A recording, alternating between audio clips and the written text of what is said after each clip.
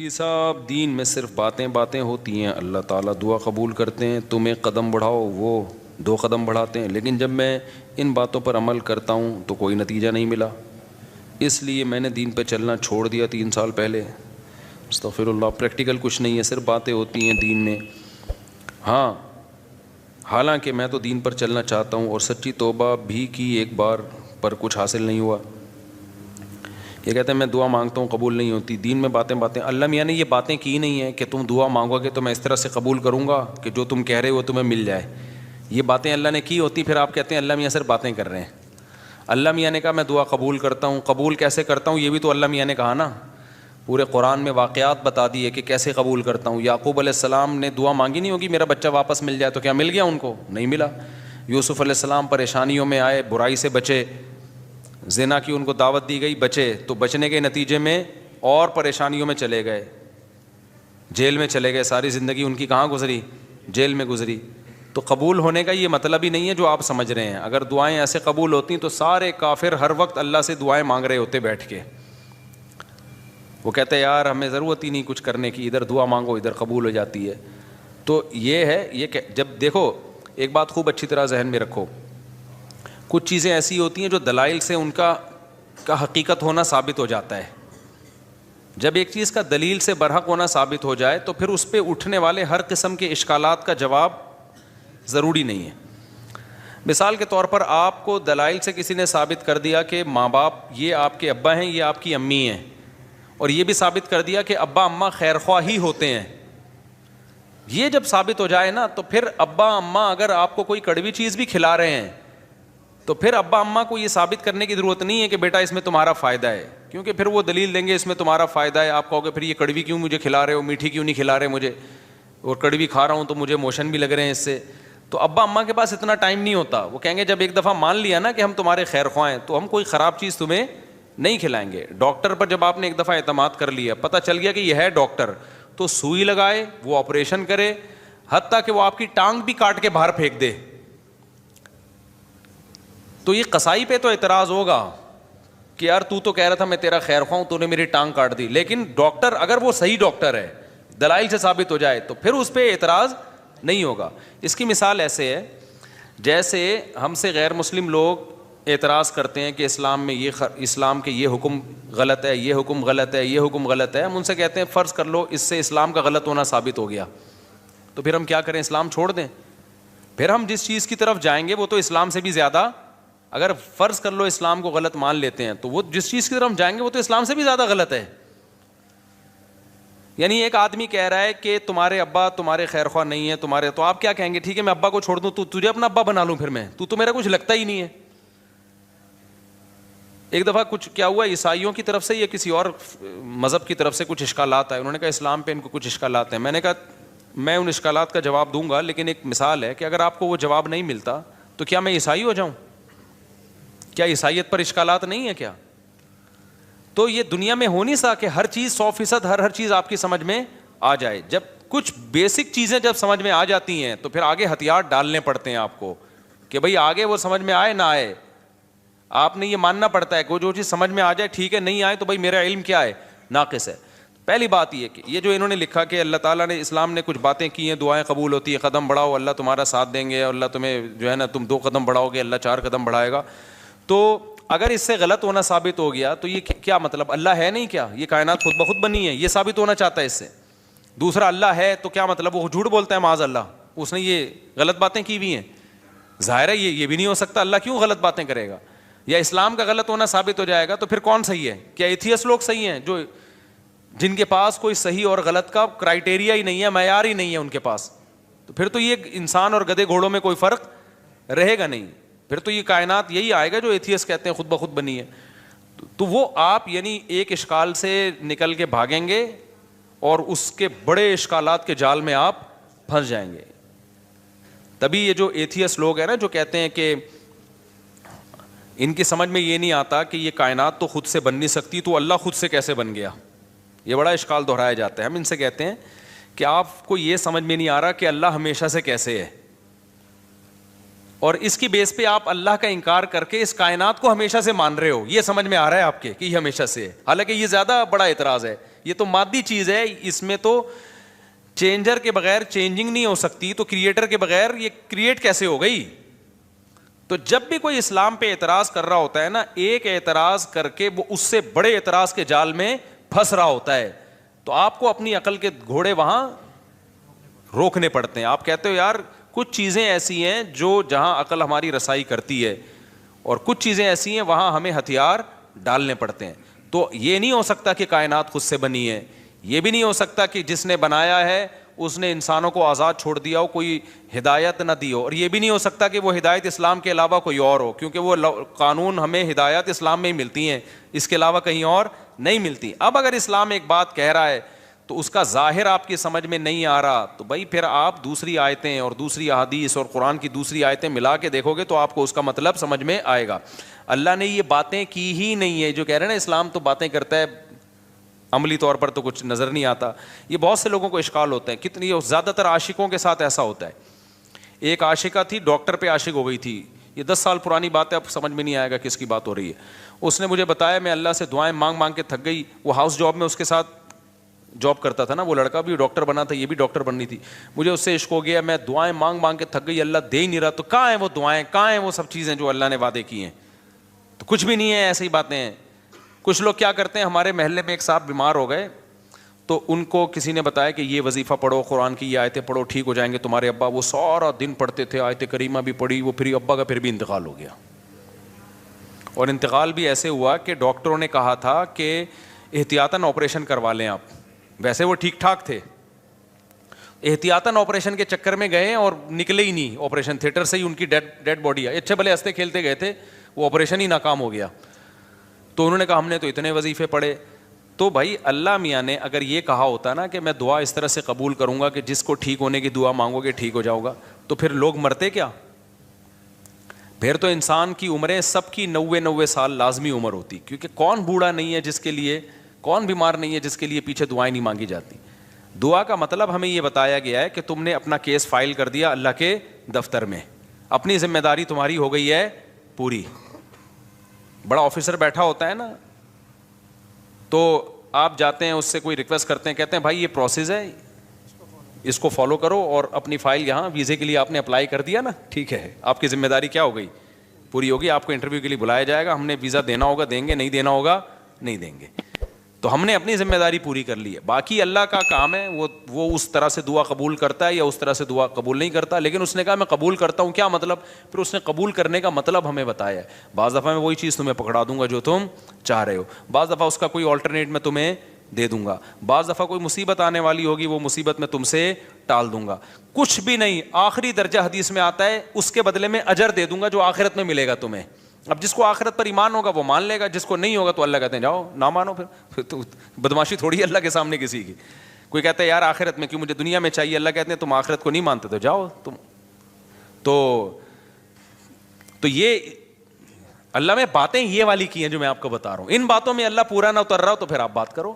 اور یہ بھی آپ کی بات ہے کہ آپ کو پوری ہوتے ہوئے نظر نہیں آ رہی. ہم نے اپنی زندگی میں اپنی دعاؤں کو پورا ہوتا ہوا, میرے کتنے مسائل حل ہوئے ہیں الحمدللہ. آج تک جتنے مسائل میں نے اپنے آپ کو ڈالا ہوا ہے آپ سوچ سکتے ہو, جتنی ذمہ داریوں میں ڈالا ہوا ہے نا ہم نے اپنے آپ کو. ہمارے تو سارے مسائل بھائی دعاؤں سے ہی حل ہو رہے ہیں. سارے مسئلے اللہ کا شکر ہے ہمارے دعاؤں سے حل ہو رہے ہیں. بلکہ مجھے تو ڈر لگتا ہے کہ اللہ ہم سے کہے گا تمہارا عمل تو کچھ بھی نہیں ہے, سارے مسئلے ہم نے تمہارے کیا کر دیے, حل کر دیے. تو یا تو بھائی آپ نے کچھ ایسے مسئلے بنائے ہوئے ہیں جو مسئلے ہیں نہیں, وہ آپ کے اپنے بنائے ہوئے مسئلے ہیں, یا پھر آپ نے اللہ پر کو یہ جو ہم کہتے ہیں نا یہ کروں تو یہ پورا ہو جائے, اس کا مطلب اللہ آپ ہیں اور اللہ کیا ہے, آپ کا بندہ ہے. پھر وہ اگر آپ یہ چاہتے ہو نا میں یوں کہوں اور اللہ یوں کر دے, تو پھر تو اللہ آپ بن گئے نا بھائی. جس کا آرڈر چلتا ہے, جس کی بات 100% مانی جاتی ہے, باس تو وہ ہوتا ہے. کیا خیال ہے؟ تو پیغمبروں کی سیرت قرآن نے جو اتنی لمبی لمبی سیرت بیان کی, موسیٰ علیہ السلام کے بارے میں بتایا کہ بنی اسرائیل کو وعدے کرتے رہے کہ اللہ تمہیں غلبہ دے گا, اللہ تمہیں. بنی اسرائیل نے ایک دن تنگ آ کے کیا کہا ہے, اوذینا من قبل ان تأتینا ومن بعد ما جئتنا, اے موسیٰ تیرے آنے کا کوئی فائدہ نہیں ہوا. آنے سے پہلے بھی ٹینشن تھی, آنے کے بعد بھی ٹینشن. موسیٰ علیہ السلام نے کیا کہا, عسیٰ ربکم ان یرحمکم, امید ہے اللہ رحم کرے گا, امید ہے اللہ کیا کرے گا, رحم کرے گا. اور بالکل اینڈ میں لے جا کے نا جب بنی اسرائیل نے کہا اب تو مر ہی گئے, بالکل دریا کے کنارے کھڑے ہوئے کہہ رہے اب تو بس مارے گئے, موسیٰ علیہ السلام اس وقت بھی کیا کہہ رہے ہیں, بھائی اللہ میرے ساتھ ہے. اس وقت یہ بھی نہیں کہا مدد کرے گا, ساتھ ہے, جو ہو رہا ہے ہمارے حق میں بہتر, بھلے شہادت دے دے یہاں پہ, ٹھیک ہے نا, بھلے شہادت دے دے, لیکن میرے ساتھ اللہ ہے, میں اس کو ناکامی نہیں سمجھتا, جو بھی میرے ساتھ ہو رہا ہے میں اس کو ناکامی نہیں سمجھتا. تو صحابہ کرام تو جنگوں میں شہید ہوئے ہیں, اور شہادت سے پہلے کیا کہہ رہے ہیں, فزت ورب الکعبہ, رب کعبہ کی قسم ہم کیا ہو گئے, کامیاب. حالانکہ وہ تو 100% ناکامی ہے. جو آدمی موت کے منہ میں جا رہا ہے اس کے تو سارے پروگرام ہی ضائع ہو گئے نا, اس کے تو سارے ویژن کی ایسی کی تیسی ہو گئی. لیکن وہ مرتے ہوئے کیا کہہ رہے ہیں کہ ہم کامیاب ہو گئے. وجہ کیا ہے کہ بھائی جو اللہ اب ہمارے ساتھ کر رہا ہے ہمیں یقین ہے کہ وہ ہمارے حق میں بہتر ہی ہو رہا ہے, ہمارے حق میں برا نہیں ہو رہا. تو آپ کو اپنے آپ کو اللہ کا بندہ بنا کے زندگی گزارنی ہے. جس طرح سے ابھی آپ چاہتے پوری کرنا چاہ رہے ہیں نا, اس کے لیے اللہ نے جنت رکھی ہے, وہاں بٹن دباتے ہی سب کچھ ہو جائے گا, صحیح ہے نا, وہاں دعا کا ظاہر قبول ہوگا. وَلَكُمْ فِيهَا مَا تَشْتَهِي أَنفُسُكُمْ, اللہ نے جو باتیں کی ہیں نا, کہہ رہے ہیں اللہ جو باتیں کرتے ہیں وہ ہوتی تو نظر نہیں آ رہی, اللہ نے جنت کے بارے میں یہ باتیں کی ہیں. وَلَكُمْ فِيهَا مَا تَشْتَهِي أَنفُسُكُمْ, جو چاہو گے وہ تمہیں ملے گا. دنیا کے بارے میں اللہ نے یہ کہا نہیں ہے, جو اللہ نے باتیں کی ہیں دنیا کے بارے میں وہ سورہ بنی اسرائیل میں ہے. اللہ تعالیٰ فرماتے ہیں کہ من کان یرید العاجلۃ عجلنا لہ فیہا ما نشاء لمن نرید. یہ اللہ کے الفاظ ہیں سورہ بنی, یہ باتیں کی اللہ نے کہ جو دنیا میں نعمتیں چاہتا ہے نا, مجھے یہاں میری شادی ہو جائے, یہ والی جاب مجھے مل جائے, یہ کام میرا ہو جائے, یہ فلانا کام میرا ہو جائے, یہ ساری جو چاہتے ہیں یہ دنیا کی چاہتے ہیں نا, اللہ کہتے ہیں کہ جو شخص من کان یرید العاجلۃ, جو دنیا کی زندگی چاہتا ہے, عجلنا لہ فیہا ما نشاء, تو ہم اس کو اتنا دیں گے جتنا ہم چاہیں گے, اس کے مطالبے پر نہیں دیں گے ہم اس کو کہ جتنا یہ مانگ رہا ہے یا جتنا یہ اسٹرگل کر رہا ہے نہ. بہت سو کی اسٹرگل کی ایسی کی تیسی ہو جائے گی. بہت سو آپ نے دیکھا ہوگا نا 7 کامیاب لوگوں کی 7 عادتیں, وہ جو کتابوں میں لکھا ہوتا ہے, تو وہ 7 سے 14 عادتیں ہوتی ہیں بعض لوگوں میں, پھر بھی ناکام ہو جاتے ہیں. انہوں نے صرف کامیاب لوگوں کی کتابوں میں لکھا ہوا ہوتا ہے کہ جو دنیا کے بڑے بڑے کامیاب لوگ ہیں ان میں یہ خصلتیں پائی جاتی تھیں. آپ نے کیا کیا, وہ خصلتیں اپنے اندر پیدا کر لیں, پھر بھی ناکام ہی ہو گئے آپ. تو اس پہ بھی کتابیں آنی چاہیے کہ 7 کامیاب لوگوں کی علامتیں جو 25 ناکام لوگوں میں پائی گئی ہیں.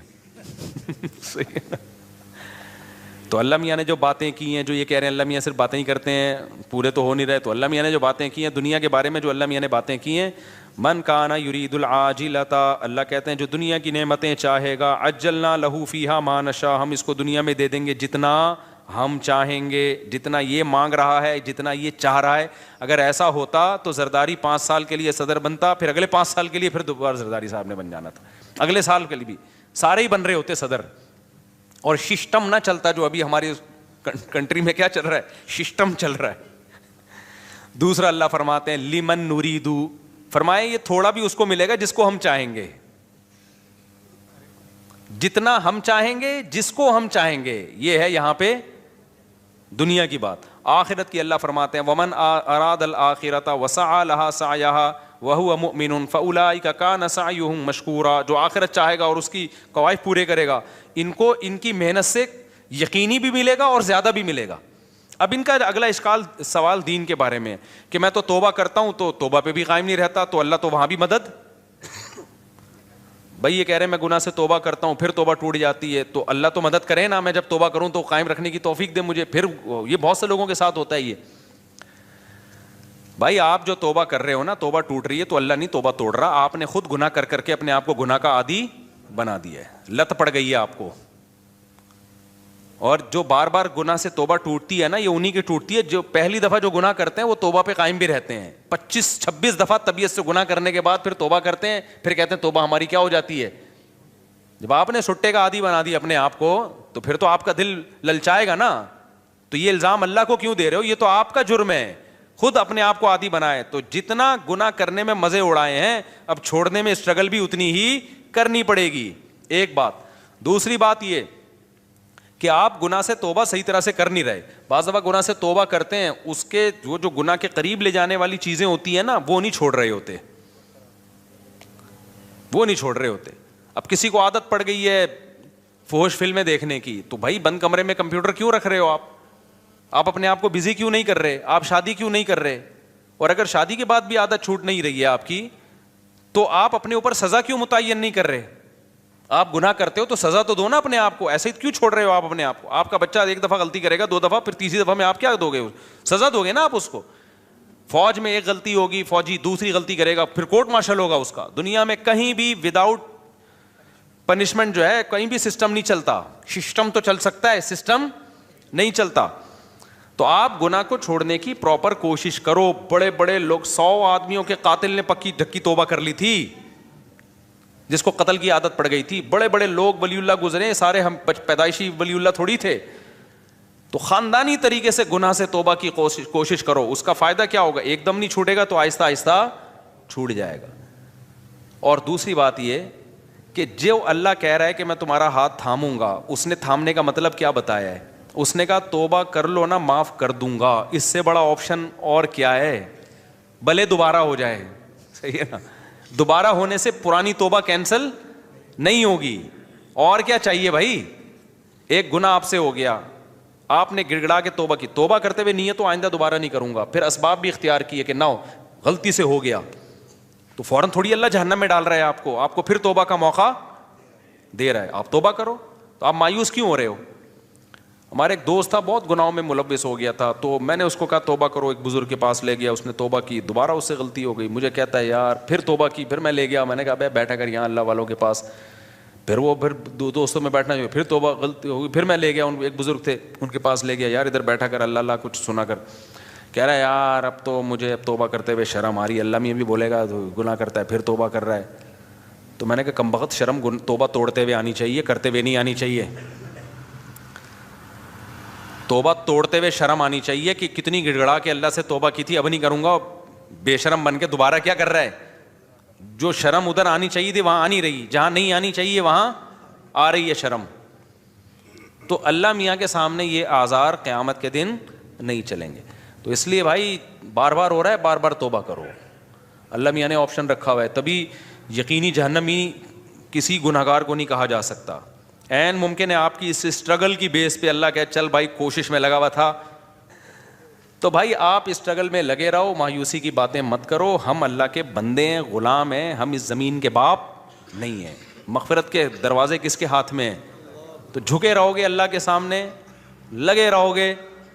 ہو سکتا ہے اللہ ویسی کسی فرشتے کو بولے اس کو ٹھڈا مار کے جنت میں بھیج کے, تو جنت میں جانے والا بنتا نہیں تھا بنتا نہیں تھا, چل جا یار, کیا کرے, کوشش میں لگا ہوا تھا, چل جا جنت. بعض دفعہ ایسے ہوتا ہے نا کہ کوئی چپک جاتا ہے آپ سے, کوئی بھکاری, آپ کو پتہ ہے یہ مستحق نہیں ہے, لیکن جان چھڑانے کے لیے آپ کہتے ہیں ایک لات مار کے اس کو 50 روپے دفع ہو یہاں سے, یہ پکڑ پیسے جا. تو ہو سکتا ہے اللہ کی رحمت جوش میں آئے, اللہ کہ توبہ کرتا تو رہتا تھا نا, گناہ پہ ڈٹ تو نہیں گیا تھا نا, اس کو ندامت تو تھی, روتا تو تھا. تو اللہ میاں ہو سکتا ہے کچھ فرشتے سے کہیں اس کو بنتا نہیں ہے اس کا جنت میں جانا, لیکن اس بے غیرت کو بولو دفع ہو جنت میں, شاید اللہ کر دے. لیکن اگر یہ اسٹائل ہے نا, جو یہ والا اسٹائل ہے کہ اللہ میاں باتیں کرتے ہیں پوری کرتے نہیں ہیں, میں تو توبہ کی کوشش کر رہا ہوں, ہوتا کچھ بھی نہیں ہے, پھر تو مایوسی ہے. اللہ کے سامنے جو اکڑ گیا, تو اللہ کا شیطان اکڑا ہے یار, اتنا پرانا تعلقات اس کے اللہ سے, وہ اکڑا ہی تو تھا, تو اللہ کا کیا بگاڑ لیا اس نے. تو اللہ کے سامنے اللہ کے سامنے گنہگار جو تواضع کرنے والا ہو اس کی ویلیو زیادہ ہے, پرہیزگار جو اکڑ دکھانے والا ہو اس کی اللہ کے ہاں ویلیو بولو نہیں ہے. تو کبریائی صرف اللہ کے لیے, تو اللہ کا کچھ نہیں بگاڑو گے ایسے اشکالات کر کے. ایک دفعہ حکیم الامہ مولانا تھانوی رحمۃ اللہ کے پاس ایک پروفیسر آیا, کہتے ہیں مجھے اسلام پہ کچھ اشکالات ہیں. انہوں نے جواب دیے, اس کے اشکال دور ہو گئے. پھر آیا یار مجھے کچھ مزید اشکالات بھی ہیں, انہوں نے وہ بھی جواب دے دیے. پھر آیا, اس کو پھر پتہ چل گیا کہ اس کو اشکالات کی بیماری ہے, اس کو اشکالات نہیں ہے, اس کو ویسی کوئی مسئلہ ہے. تو پھر اس نے آیا کہنے لگا اصل میں یہ ایکچولی اشکال ہے. مولانا تھانوی رحمہ اللہ نے پھر اس کو سمجھایا. پھر 4-5 دفعہ آئے, انہوں نے بولا تیرے جیسے لوگوں کی اسلام کو بالکل ضرورت تھی, تو مرتد ہو جا, دفع ہو جائے یہاں سے. وہ ٹھیک ہو گیا. اس نے کہا میرے سارے اشکالات دور ہو گئے, کیونکہ اس کے دماغ میں یہ بیٹھ گئی تھی, یہ بات تکبر آ گیا تھا کہ گویا اسلام کو میری ضرورت ہے, اور گویا جو ہے نا یہ علماء بیٹھ کے مجھے ہی سمجھاتے رہیں بیٹھ کے, اور ایکچولی یہ اور یہ اشکال یہ جب اس کو اس کی اوقات دکھا دی نا کہ جہاں اتنے لوگ جہنم میں جائیں گے 2-4 اور چلے جائیں تو اس سے ہماری صحت پہ کوئی فرق نہیں پڑے گا. جہاں اللہ اتنے لوگوں کو اٹھا کے جہنم کی آگ میں پھینکے گا تو بھی چلا جائے گا, تو کوئی تیرے اشکالات کی حل ہونے کی ضرورت نہیں ہے. مرتد ہو جا, اس کے سمجھ میں آ گیا کہ بھائی اسلام میری ضرورت ہے, اسلام کو میری ضرورت نہیں ہے, مجھے اسلام کی ضرورت ہے. تو بعض دفعہ یہ بھی ہوتا ہے کہ انسان اپنے بارے میں نا بہت زیادہ خوش فہمیوں کا شکار ہو جاتا ہے. بھائی اللہ کے سامنے گڑ گڑائے, جھکے رہے اللہ کے سامنے, تو پروگرام کامیاب ہونے کی چانسز ہیں. بھلے گناہوں سے توبہ کرنے میں ہی زندگی گزر جائے, لیکن اگر اکڑ دکھانا شروع کر دی نا کہ یہ تو ہوتا ہی نہیں ہے, مایوسی کی باتیں, یہ تو سب ایسا ہی ہے, تو پھر اللہ کہتے جاؤ, شیطان کو نہیں چھوڑا جو اتنا اللہ کا عبادت گزار تھا, تم کس کھیت کی مولی ہو. شادی میں جو شیروانی کے ساتھ پگڑی ہوتی ہے کیا وہ غیر مسلم کے مشابہت نہیں ہوگی؟ بھائی غیر مسلم کے ساتھ مشابہت, پگڑی تو مسلمانوں کا شعار ہے. ماں کے کہنے شادی میں ہی تو پگڑی کتنے اب دولہا پہ جچ رہی ہوتی ہے, دولہا لگ رہا ہوتا ہے, وہ سول ڈریس میں لوگ آ جاتے ہیں میرے پاس نکاح پڑھوانے کے لیے, پتہ ہی نہیں چل رہا ہوتا ہے اس میں دولہا کون ہے اور اس کے دوست احباب کون ہیں. دوست نے زیادہ اچھے کپڑے پہنے ہوئے ہوتے ہیں. ایک دفعہ تو ہوا, دولہا ایسے ہی عام کرتے شلوار میں تھا اور دوست تھا وہ شیروانی میں, میں اس سے قبولوانے لگا تھا. یہ ہوا ہے میرے ساتھ. ماں باپ کے کہنے میں سارا خرچ کر سکتے ہیں, سارا مال خرچ کر سکتے ہیں.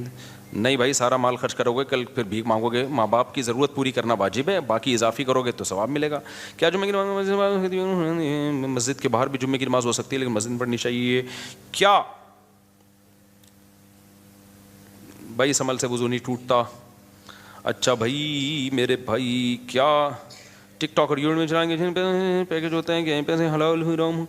بھائی یوٹیوب پہ یا ٹک ٹاک پہ جو پیسے ملتے ہیں ایڈورٹائزمنٹ کے ملتے ہیں, تو اگر حرام چیز کا ایڈورٹائز ہے, شراب کا, سود کا, بینک کا, سودی بینک کو پروموٹ کیا جا رہا ہے, کسی فلم کا ایڈ چلایا جائے, تو پھر اس ایڈ کی آمدن کیا ہے؟ حرام ہے. اور اگر حلال چیز کی کا ایڈورٹائز ہے تو اصل آمدن حلال ہے, لیکن چونکہ اس میں کچھ غلط چیزیں بھی شامل ہو جاتی ہیں اس لیے کہا جاتا ہے کہ اصل آمدن حلال ہے, اس میں جو حرام شامل ہو رہا ہے تو آپ ایک اندازے سے کچھ رقم, کچھ کہتے ہیں 5%, کچھ کہتے ہیں 10%, کچھ کہتے ہیں 2.5% بھی ہے, تو اس کا ایک کوئی یقینی معیار نہیں ہے, تو احتیاطاً 5% صدقہ کر دو اس میں سے. اچھا میرے بھائی, جمعے کے خطبے سے پہلے جو رکعت پڑھتے ہیں نیت ہوتی ہے, سنت کی نیت ہوگی میرے بھائی, جلدی